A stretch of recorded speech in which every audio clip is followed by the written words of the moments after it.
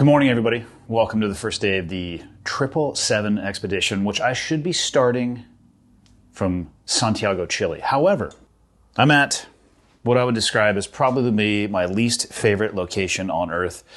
That's a hotel room at an airport, currently at the Houston Marriott. Mike and I have discussed this many times, and we knew that the logistics was going to be the most important and the most challenging aspect of this, and I got hit with delays right out of the gate, and that's why I find myself here in Houston. So I went Kalispell to Denver, delayed.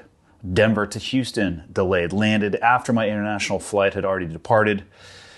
And I'm trying to do everything I can. I don't know if you guys can see the bags on the bed right now, but I got 2 carry-on bags and 1 check bag. Everything in the check bag is everything I need to skydive in Antarctica. And I'm going to do a video later on unpacking that and kind of showing what I took and how I packed in the bags that I actually used. But the one bag right now that I don't have in my possession is that jumping bag. And I need that because we go from Santiago, Chile to Punta Arenas, Chile, from Punta Arenas to the Union Glacier in Antarctica. And everything I need to jump is in that bag. So today will be an interesting day. The airports right now are an absolute mess. And I'm going to say this. If you work for the airlines, you're a saint. I cannot believe what you have to tolerate, especially during the holiday season. The 2022 Christmas season was an absolute nightmare. There's people sleeping in the airports, people who've been in the same clothes for 4 or 5 days. It's a nightmare. So again, if that's what you do for a living, if this is where you work, you're an absolute saint as far as I'm concerned. But that's where we are now.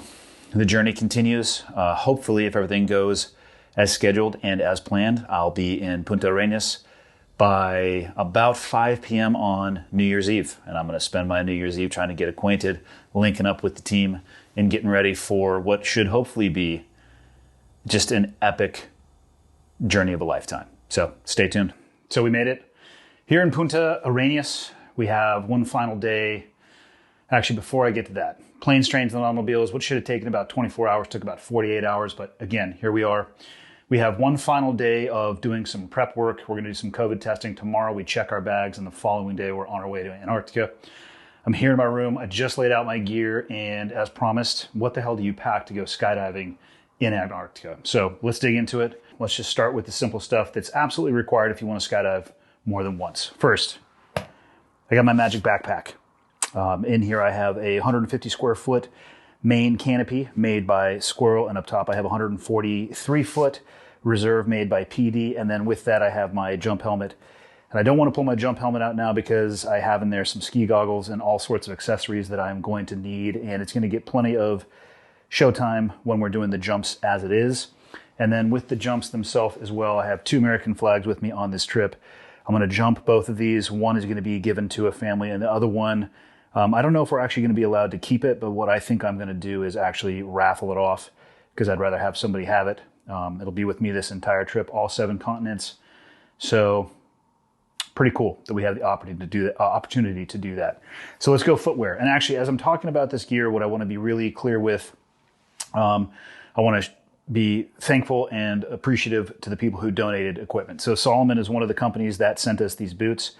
They sent us a boot for kind of everyday wear that I'll be jumping outside of Antarctica, but these are specifically cold weather boots that they provided for us. And then Arc'teryx on top of that actually provided us some incredible layering systems. This is an outer, very puffy layer, bottoms, an outer top layer. And this is going to be kind of my hanging around camp gear at the Union Glacier. The reason I don't think I'm going to be jumping in these is I was a little bit worried about wind proofing, and I'll get into that in a little bit.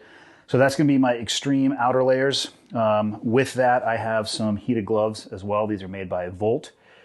That's specifically for free fall. For non-free fall, I'm going to go right back to some Arc'teryx gear. They gave us everything from a little beanies to neck gaiters to a lighter weight glove, stuff that we can wear when we're not going to actually have to be worrying about free fall. And when it comes to that, exit altitude is probably going to be 13,000 feet.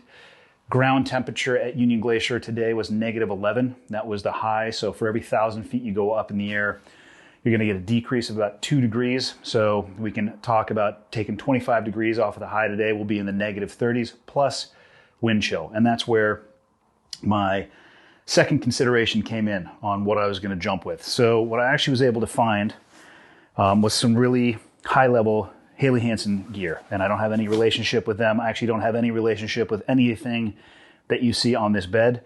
But this is a little bit more in line of what I was looking for when it came to jumping. It's got a little bit of stretch, but it's also weatherproof and windproof, more specifically. So I have that. I have a top as well. It's a little bit more form-fitting as well because I need to be able to move around when I'm in free fall. And it has a little bit of layering to it as well. So it's going to provide some warmth. And then underneath that, I have a variety of bottom layers from very lightweight to a medium weight. On top, I have everything from what's going to contact my skin to layers on top of that as well. Another top that goes with the Haley Hansen top and bottom that I have that I'm going to jump in, and then some additional layers from Arc'teryx as well. I don't really know what I'm going to be getting into as far as the exact situation on the ground, and I just wanted to be prepared. So everything you see on this bed is just for the jump in Antarctica. Beyond that, our temperatures should be somewhere in the 50s on the ground, so that's totally negligible. I have regular clothing that I'm going to be able to jump with. And then the last thing that I was worried about is electronics and communication. So I'm able to take with me a portable podcast kit and a variety of battery banks. So what I have in front of me here, I'm using one of the mics right now. Otherwise, there'd be 3 of these. But this whole pouch right here covers me for everything for the podcast. This is a bag that's going to be full of battery supplies. I have a battery bank here, a battery bank here. I'm going to have my laptop with me, obviously, to be able to port all the information over. And then when it comes to communication, this is probably the only thing I'm going to be able to use on a consistent basis for text messaging only, but also location. And that is the Garmin InReach Mini. I've talked about this on the podcast a few times.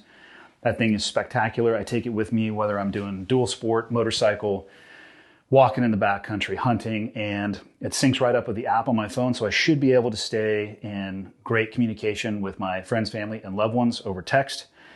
And that's really about it. So this is what I'm taking with me just to Union Glacier. And then once we get off of this trip, we'll probably, or not off the trip, once we get off of Antarctica, we're going to Santiago, Chile, totally different environment. Then we're going to be going to Miami, and I'll probably be able to shed most of this and ship it back to my house.